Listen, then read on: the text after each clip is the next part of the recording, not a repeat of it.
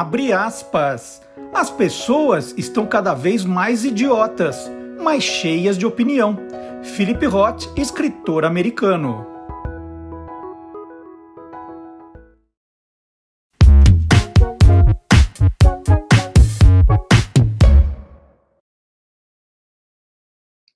Olá, curioso! Olá, curiosa! Começando mais uma edição do Tô Lendo, já nosso 27º programa.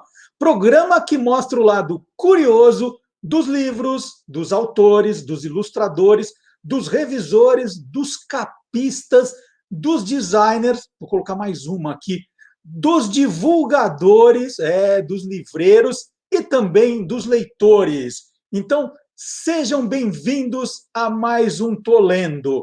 E o primeiro aviso é que para você curtir o programa, que você não precisa tomar nota dos livros, dos autores, nada disso. Depois que você terminar de ver o programa, falar assim, bom, me interessei naquele livro, vou comprar aquele outro, vou ler esse aqui. Todos os livros citados no programa, todos, estarão na descrição do vídeo, tanto no Facebook quanto no YouTube. Então você vai encontrar o nome do livro, se é só em inglês a gente avisa, não tem edição ainda nacional, a gente avisa, nome do autor e um link para você encontrar o livro mais fácil. Então já é ali menos trabalho para você não se preocupar, a não ser curtir o programa e aí já pensar na sua próxima leitura. E nós começamos o programa de hoje em Londres. Em Londres, nós temos uma correspondente internacional. A jornalista Letícia Nascimento, ela já vai procurando ali quais são as novidades em Londres, o que está acontecendo na Europa, de lançamentos. Alguns chegam aqui, outros não, mas são sempre lançamentos curiosos. Ela tem esse olhar diferenciado. Não é o que está todo mundo falando, mas é o que vai ser assunto em breve também. E o livro que a Letícia conta hoje, aliás, em Londres, a vida já está voltando ao normal, que boa notícia, está vacinada, parabéns, Letícia, já pode botar a cara para fora de casa, já está tudo bem. A Letícia conta um livro que eu tenho certeza que chegará no Brasil. Vamos lá, de Londres agora, God Save the Books.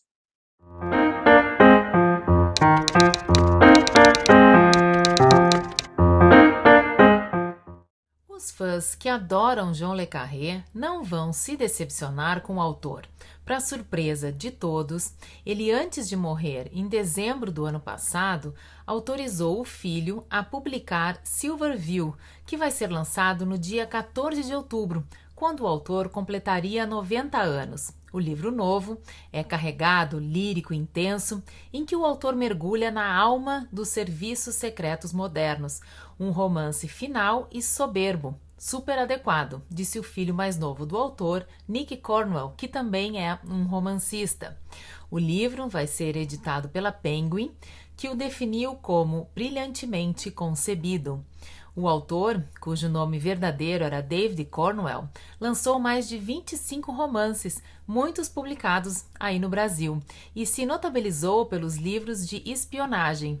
De acordo com a sinopse publicada pela editora, o livro conta a história de um livreiro que se vê envolvido numa fuga de espiões. Ler o romance de Le Carré depois da sua morte parece um presente que ele nos deixou.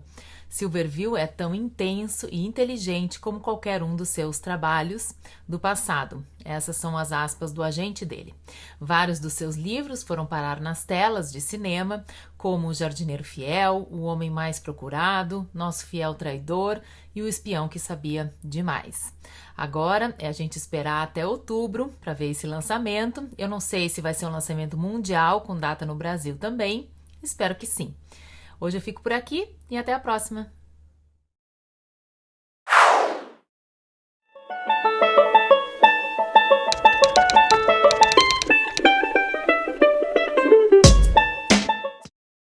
E olha aqui, Letícia, enquanto você estava falando, fui na minha estante e achei O Espião que Saiu do Frio. E é a edição da Abril Cultural, essa aqui, anos 80, com certeza.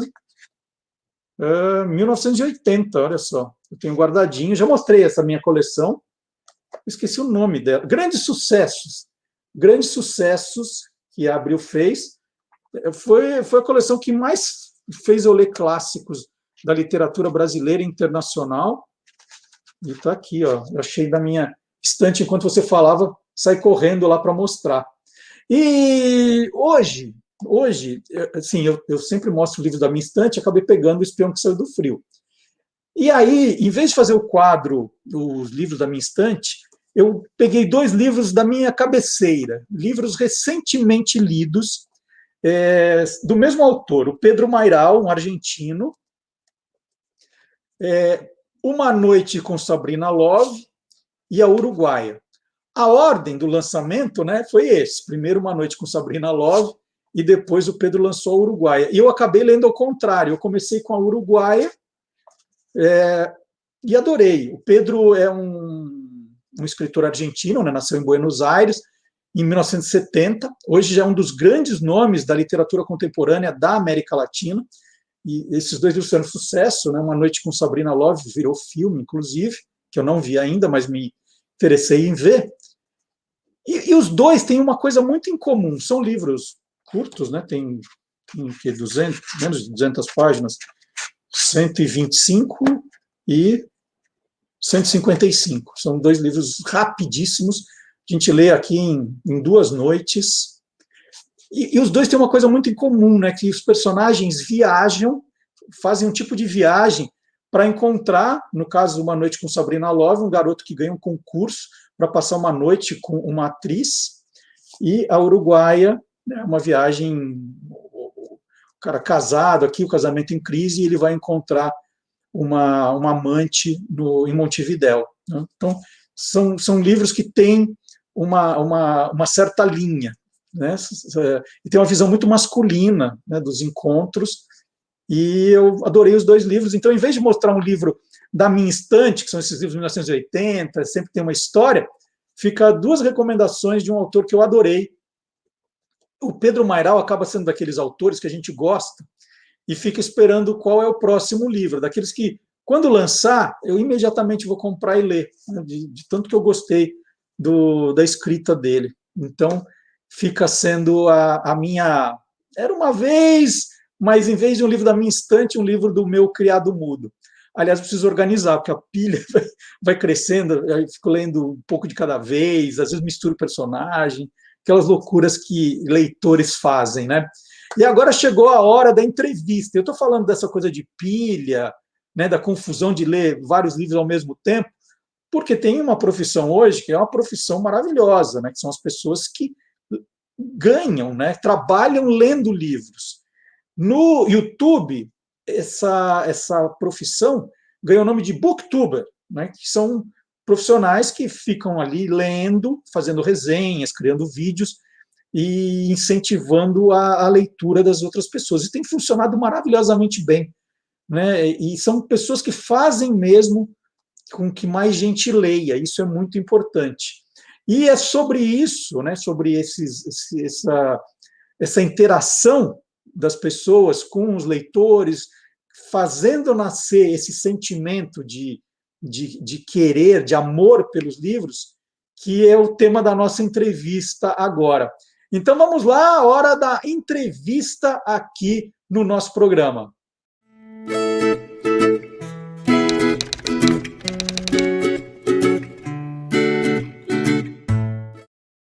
E para conversar com a minha entrevistada de hoje, eu não precisei ficar recorrendo à internet para procurar ficha, quem ela é, como começou, porque eu conheço a Isabela Lubrano já há bastante tempo. A Isabela eu conheci nos tempos em que ela era estudante de jornalismo da Casper Libero. Fui entrevistado pela Isabela algumas vezes, hoje é minha vez aqui. A Isabela, ela estudou Direito, né, fez a faculdade de Direito, fez a faculdade de jornalismo ao mesmo tempo, começou a trabalhar como jornalista, eu lembro das reportagens da Isabela na TV Gazeta, e de repente ela teve um estalo, que é o que eu vou começar perguntando para ela, né? Isabela, como é que começa essa questão, né? Você está ali empregada no jornalismo que você estudou, de você olhar e falar assim, não, tem uma coisa mais moderna vindo por aí, que é o YouTube, né? E aí, no caso de falar de livros, que virou, tem até a palavra booktuber hoje, né? Para falar quem fala de livro. Como é que foi esse estalo? Foi uma coisa que você estudou durante um tempo? Mata essa curiosidade inicial. Oi, Marcelo, tudo bem? Muito obrigada, né, por me convidar. É sempre um prazer falar com você. De onde veio? Veio de uma frustração, né? Porque a gente sonha, né, com a profissão, imagina que vai fazer e acontecer, né? E, enfim, tem um mundo de possibilidades pela frente, mas aí quando vida real, quando a coisa acontece, você pensa, nossa, não era o que eu imaginava, né? E eu não, bom, eu tenho tive uma dificuldade de descobrir o que eu queria fazer da minha vida, né? Tanto que eu comecei indo para o direito, que é a coisa mais tradicional do mundo, mais coxinha possível, e eu não consegui me imaginar depois, né, que eu entrei na faculdade fazendo nenhuma das profissões, né, da área do direito. Eu não me imaginava advogada, nem juíza, nem delegada, nem promotora, nada, nada, nada. E aí fui para o jornalismo sem saber muito bem também o que eu queria. Primeiro pensei, eu gosto muito de ler revistas. Sonhei por um tempo em trabalhar nas revistas da Editora Abril, mas, né, também é meio que a gente vai sendo Uia, hein? atropelado. A gente vai sendo atropelado pela história, né? As coisas vão acontecendo. Eu gostava muito de ler a revista Super Interessante e eu pensava, nossa, se eu for a pessoa que escreve essas reportagens de ciência, né? De curiosidades, eu vou ser uma pessoa feliz. Mas aí a gente é atropelado pela história, né? Porque enquanto eu estava na faculdade, a Abril foi se desmilinguindo, né? E eu fui dissuadida dessa ideia pelos meus próprios professores, viraram, olha, a revista talvez não seja aí o futuro. Só que eu ainda estava na faculdade numa época em que não se falava em conteúdo digital. Eu também peguei o finalzinho, assim, de uma época em que, lá na Casper, eles ainda ensinavam a gente a trabalhar em redação.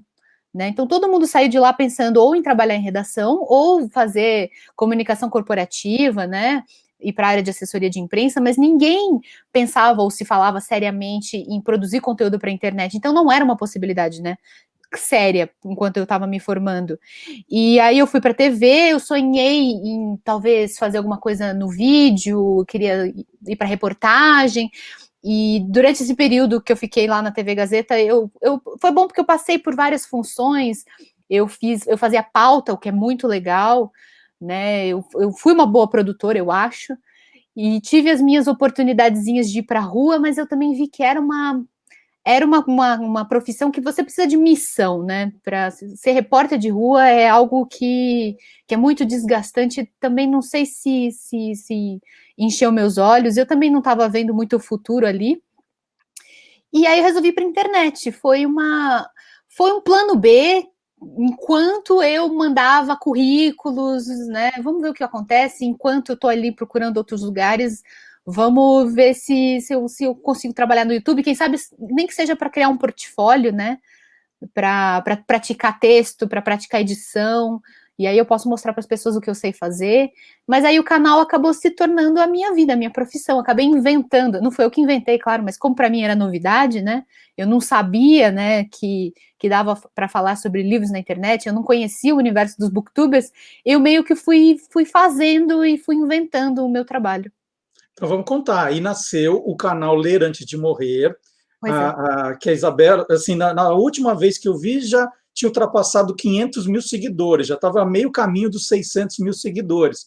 Né? Todos os vídeos que a Isabela faz tem muita visualização. Aliás, eu sou testemunha, vou contar aqui de uma cena, não sei se você vai lembrar, eu lembro bem. Nós fomos almoçar uma vez para conversar de projetos, e O a gente Marcelo almoçando. foi muito meu guia, assim. Eu devo muito à sua confiança, né? Naquele comecinho, quando a gente não sabe o que fazer, o Marcelo me guiava muito. Aí nós fomos almoçar, falar de projetos. Aí a Isabela escolheu um restaurante ali, hoje chamado Baixo Pinheiros, né, que é o nome que o bairro ganhou, e de repente o garçom para, né, ele vê a Isabela e fala assim: eu sou muito fã seu. E começa a falar dos vídeos que ela tinha feito, mas ele ficou tão maravilhado, né, tão feliz de ter encontrado a Isabela, e eu fiquei mais ainda de ver, né, que de fato o trabalho que ela vinha fazendo estava sendo reconhecido ali. Então hoje ela ultrapassou a marca dos 500 mil seguidores, faz um trabalho lindo de morrer. Que ano você começou exatamente, Isabela? O canal, se você for ver, o primeiro vídeo dele foi upado, né, em 2014, mas nessa época eu ainda estava empregada e eu fui colocando uns videozinhos ali, porque eu já estava tentando, né? Eu primeiro pensei em fazer uns videozinhos e botar num canal para mostrar para o meu chefe, porque eu queria uma oportunidade de aparecer no vídeo. Né, eu queria mostrar e tal, e eu sabia que eu ainda não estava pronta, né, que eu ainda não tinha desenvoltura suficiente, né, que eu ainda estava muito crua, né, então eu fui colocando uns vídeos de vez em quando em 2014, mas o canal se transformou na minha atividade principal mesmo, eu posso considerar que ele cresceu e de fato virou um canal sério e profissional em 2015, que foi quando eu consegui criar uma rotina de publicações, que eu acho que isso é muito importante no YouTube. Primeiro eu publicava todas as sextas-feiras, aí conforme eu fui aprendendo como faz, eu consegui aumentar a minha frequência de publicação para terças e sextas, e hoje eu ainda sigo essa rotina, mas eu ainda consigo de vez em quando fazer lives nos sábados, então vai de 2 a 3 vídeos por semana. Então, já que você usou a palavra rotina, qual é a sua rotina hoje? Como é uma semana sua? Como você constrói essa semana? Eu trabalho em casa, né? Então, essa coisa de home office do novo normal, para mim, já é o meu velho normal, né? Porque eu trabalho em casa. E eu encontrei, depois de muita tentativa e erro, os meus horários favoritos para trabalhar e para ler, porque boa parte do meu trabalho é também um lazer, é o momento da leitura. Eu preciso ler, tento trazer uma média de uma resenha por semana. Então, eu vou variando entre livros longos e livros curtos para conseguir trazer isso. E eu fui encontrando os meus melhores horários, e eu sempre digo que não são iguais para todo mundo. Eu sou uma pessoa muito noturna, eu leio muito à noite, é um horário que para mim rende demais. Então, eu começo a ler os meus livros às 6 da tarde, e se a coisa tá boa, eu chego até meia-noite lendo numa boa, eu leio antes de dormir, e vai. Eu não consigo ler na parte da manhã, por mais que eu tenha dormido maravilhosamente bem, esteja descansada, de manhã eu pego para ler, eu não consigo, eu fico com sono. Então eu separo o dia para cuidar do canal, porque também é um grande trabalho. Gerenciar redes sociais, responder os e-mails. Eu tenho muito, hoje em dia, contato com editoras, que eu vou combinando com elas conteúdos, eles me mandam muita coisa, eles me pedem muita coisa que eu não consigo ou não tenho interesse em ler, em apresentar. Eu estou sempre, né, fazendo essa negociação. Hoje em dia, felizmente, as editoras sabem que eu existo, e elas acabam até, inclusive, me perturbando, né, com o lançamento. Olha, tem isso, tem isso, tem isso, tem isso, tem isso. E definitivamente não dá para trazer tudo, eu nem tenho vontade de trazer tudo, eu não trabalho para editoras, eu só trago o que eu acho que é interessante para o meu público, né? E é isso, eu passo o dia inteiro cuidando de redes sociais, editando vídeos, fazendo contato com editoras, fazendo contato com os próprios seguidores, que você tem que manter um contato com eles. Eu tenho um canal de financiamento coletivo, então tem os meus apoiadores, né, que eu chamo de padrinhos e madrinhas do meu canal, e eu também tenho que fazer um conteúdo para eles, dar uma atenção um pouquinho mais especial para eles. E é isso, mas leitura mesmo, como também é um lazer, eu separo o período da noite e tal. Mas o que não significa que eu não faço o que todo mundo faz. Eu também gosto de ver série, eu também gosto de ver televisão, eu também gosto de ficar no celular vendo bobagem, vendo vídeo bobo no YouTube. Eu descobri que é perfeitamente possível você ler bastante e também consumir o que todo mundo consome na internet. Eu não deixo de fazer nada. Eu assisti Big Brother, sabe? Não tem esse distanciamento. Eu não sou uma pessoa erudita que não faz outra coisa na vida que não seja ler literatura de alta qualidade. Eu faço de tudo, inclusive ver televisão, TV aberta, e ficar no celular também o dia inteiro. Eu vou te perguntar se você faz uma coisa que todo mundo faz. Você para livro no meio? Paro o livro no meio, e uma coisa que eu aprendi, que o meu amadurecimento como leitora me ensinou, é que não tem problema algum em você parar um livro no meio. Muita gente se sente um pouco fracassada de fazer isso, pensando, nossa, que coisa horrível, comecei e não terminei, eu sou um fracasso, leitura não é para mim. Isso é uma bobagem. Por que a gente começa a assistir uma série na TV e para no meio sem nenhuma culpa e se sente culpado de abandonar um livro? O livro tem que te conquistar do mesmo jeito que um programa de televisão precisa te conquistar, né? É menos um problema do leitor e talvez um problema do artista, do cara que está te oferecendo aquilo, ou às vezes é uma questão de falta de maturidade, né? Às vezes as pessoas querem ler porque elas sabem que tem que ler alguns livros muito clássicos. Eu preciso ler, sei lá, Moby Dick. Por quê? Porque eu ouvi falar de Moby Dick minha vida inteira, eu fui lá e comprei uma edição linda. Mas às vezes você não tem a maturidade ainda para ler um livro escrito no século XIX, às vezes você não tem a capacidade de concentração necessária para ficar lendo um livro que tem, sei lá, quantas páginas tem o Moby Dick, deve ter umas 600. Então, você não está pronto ainda para certos livros. Às vezes a gente precisa de muitas tentativas para conseguir. 100 Anos de Solidão foi um livro que eu comecei a ler e eu abandonei algumas vezes, até conseguir terminar. E depois que eu terminei, eu adorei esse livro de um jeito que eu reli depois já mais umas 2 ou 3 vezes. E cada nova leitura é uma nova descoberta. É a mesma coisa os livros do Machado de Assis, que eu amo, talvez seja o meu escritor predileto. O meu primeiro contato foi aos 16 anos no colégio, e não tem, por mais CDF que eu fosse, eu era uma estudante muito CDF, mas não tinha capacidade aos 16 anos de entender Dom Casmurro. Eu acho que a pessoa precisa ser muito prodígio, né, para entender tudo aquilo. E depois eu fui fazendo novas leituras ao longo da vida, e cada nova leitura, com um pouco mais de vida, né? Você vai entendendo coisas que você não entendia antes. E olha que eu ainda tenho talvez menos da metade da idade do Machado quando ele escreveu. Então, é uma coisa que eu vou poder reler o resto da minha vida, e quanto mais velha eu for, mais aquilo vai significar para mim, né? Então, alguns livros, principalmente os mais clássicos, os mais filosóficos, os mais profundos, exigem uma certa maturidade do leitor.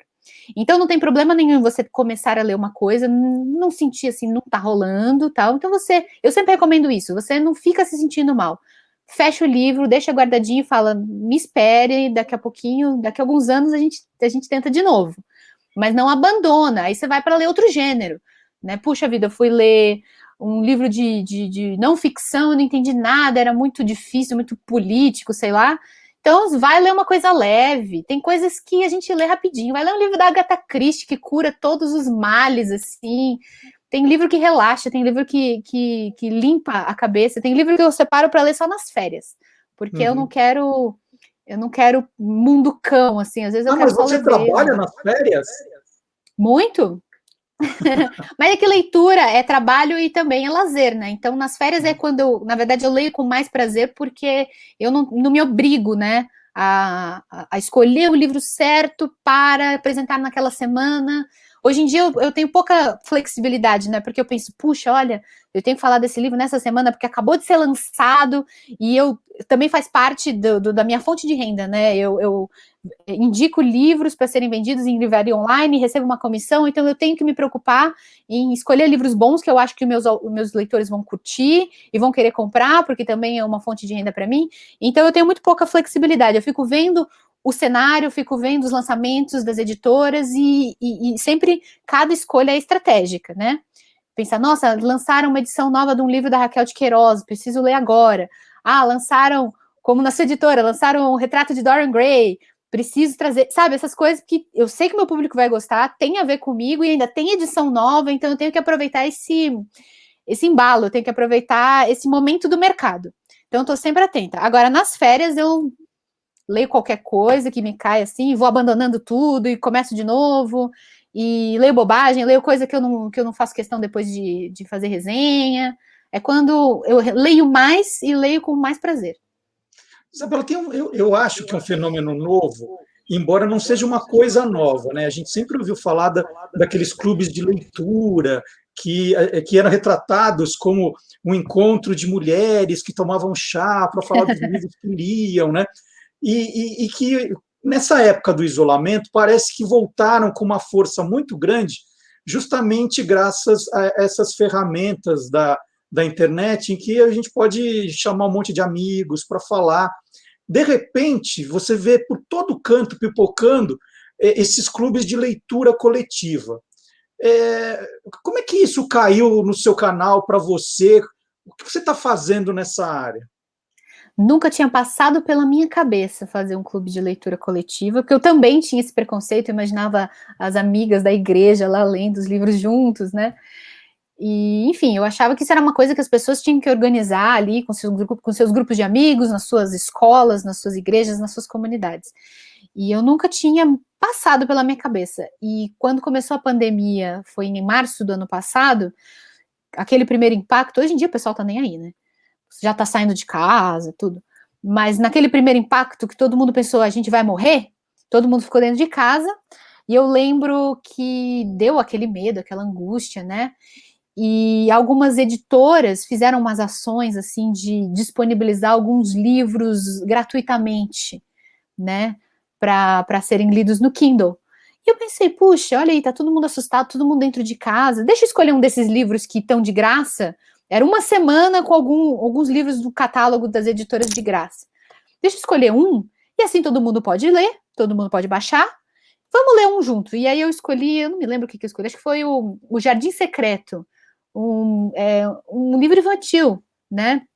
Bem leve, bem suave, né? Da Frances, esqueci o sobrenome dela. E aí eu fiz um pequeno calendáriozinho, ó, vamos ler 20 páginas por dia, essa é a nossa meta, e a gente se encontra no final, um encontro só ali no final, ao vivo. Eu também não tinha experiência nenhuma de fazer live, só para comentar, assim, ver o que a gente achou e tal. E teve uma atenção, tudo, aí eu acabei de fazer, né, acabei de fazer discussão na internet, já me perguntaram, qual é o próximo? Eu, vamos agora um mais difícil. E aí eu escolhi um bem difícil, eu até me arrependo de ter escolhido um tão difícil, que foi um livro da Virginia Woolf, né, o Orlando. E aí, imagina, eu tinha saído de um infantil e fui para um livro da Virginia Woolf, que até hoje eu acho que é uma das escritoras que eu tenho mais dificuldade de ler. E aí, mesmo sendo difícil, as pessoas foram, participaram e ficavam, qual é o próximo, qual é o próximo, qual é o próximo? E quando eu vi, eu estava fazendo um por mês, eu já estou no 15º livro, já é a leitura número 15 que eu faço. E eu já aproveitei a ocasião para pegar aqueles clássicos, aqueles livrões, assim, que as pessoas querem ler e nunca leem. Todo mundo fala, eu quero ler o Grande Sertão Veredas. Mas não é um livro difícil para burro, né? Então, eu mesmo achava um livro difícil para burro, nunca tinha tido a coragem de começar a ler. Eu falei, vou escolher esses livros e a gente vai ler juntos, porque aí a gente tem compromisso, né? E a coisa foi se desenvolvendo cada vez mais. Hoje eu faço uma rotina de lives todos os sábados, praticamente. Hoje, que a gente está gravando, é sábado. Hoje à noite eu tenho uma live para discutir o livro do mês, né? E é isso, como tem rotina, e tem meta, e tem disciplina, e tem o encontro semanal, isso estimula as pessoas a se programarem para encaixar a leitura no dia delas, né? Porque é uma coisa que você precisa forçar um pouco para acontecer. Hoje o mundo pede a nossa atenção. O celular fica nos chamando a atenção o tempo todo, tudo, as séries que a gente tem que assistir, que é muita coisa boa, os filmes, tudo, a nossa vida, tudo nos chama a nossa atenção. Então você tem que dar uma forçadinha para encaixar o livro no meio, né? E foi uma coisa assim que surgiu espontaneamente. Eu nunca imaginei que ia fazer tanto sucesso assim, mas hoje em dia é um dos principais produtos do meu canal. E não só o meu está fazendo, né? Vários outros influenciadores, até editoras estão fazendo, né? E você começa como? Você fala, você escolheu um trecho, né? E aí você começa falando o que você achou, você abre para as pessoas falarem, que o meu sentimento é que as pessoas querem cada vez mais falarem o que estão achando, né? Elas não querem ser só espectadoras, elas querem ser participantes. Como é a dinâmica de uma leitura coletiva? As redes sociais nos educaram a querer participar e a querer interagir. Hoje a gente vê uma foto e a gente não basta ver a foto e a legenda, a gente quer ver os comentários da foto, quer ver o que está todo mundo achando, e você quer dar a sua opinião também. Mesma coisa um vídeo, tão legal quanto ver o vídeo é ler os comentários do vídeo para ver o que, né, o que está se dizendo sobre ele. E a mesma coisa a leitura, né? É muito frustrante você ler um livro e guardar só para você. Nós fomos agora educados a querer jogar no mundo, tira a foto do livro e posta no Instagram para mostrar que eu li, né, o que eu achei. Então, é muito prazeroso, né? É muito prazeroso compartilhar, né, uma coisa que você está lendo, consumindo, com outras pessoas e ver a opinião delas e discutir.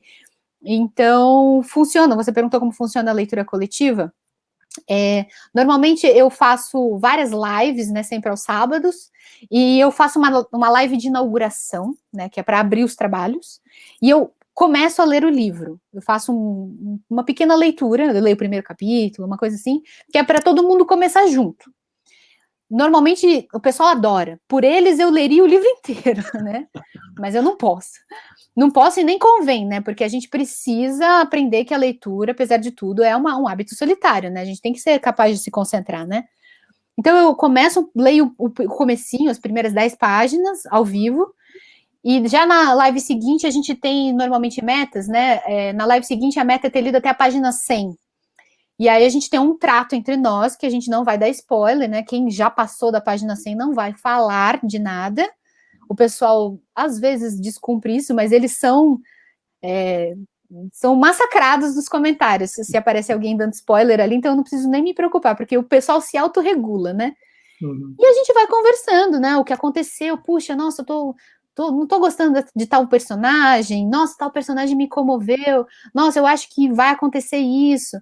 É só isso, é para comentar, é fofoca mesmo, assim. E aí, quando todo mundo terminou de ler o livro, eu faço uma live final, e aí é uma discussão completa, né, em que a gente discute mesmo a história inteira, né, e troca as nossas impressões. Então, no fim, acaba sendo uma experiência bem completa, assim, de consumo de um livro, né. Mas não dá briga, assim, entre a turma que gostou e a que não gostou. Termina na paz. Termina na paz. Quem não está gostando, normalmente vai abandonando, né, a leitura. Normalmente a live inicial tem muita gente. A minha última tinha 800 pessoas vendo, e depois, até a live final, normalmente cai pela metade, né? Mas tudo bem, é normal, né? Muita gente não conseguiu continuar a leitura, ou deixa para assistir depois. É bom porque essas coisas ficam gravadas, né? Então, mesmo que você se atrase e não consiga cumprir o cronograma, não tem problema nenhum, você só não vai participar da discussão ao vivo, mas depois você pode assistir, e é isso que é legal. Às vezes a gente lê e fica na dúvida, ainda mais essas grandes obras que têm finais em aberto, que deixam muitas possibilidades de interpretação.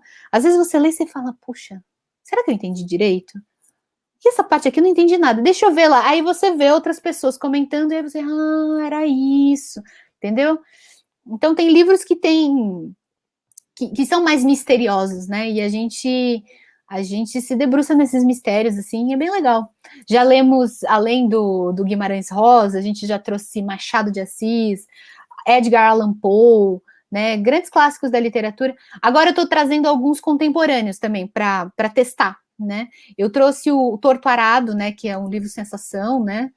Uhum. Que está no primeiro lugar da lista de ficção há bastante tempo, e é raro que um livro nacional, né, faça tanto sucesso. Então eu trouxe esse livro, o pessoal adorou falar de Torto Arado, então eu estou trazendo um outro contemporâneo agora também para ver como que o pessoal reage, e é isso, eu vou testando. E você vai lendo e vai anotando, vai rabiscando, vai sublinhando, como é que são as suas anotações? Eu gosto de conversar com os livros, né? Se você pegar qualquer livro meu, ele é todo rabiscado.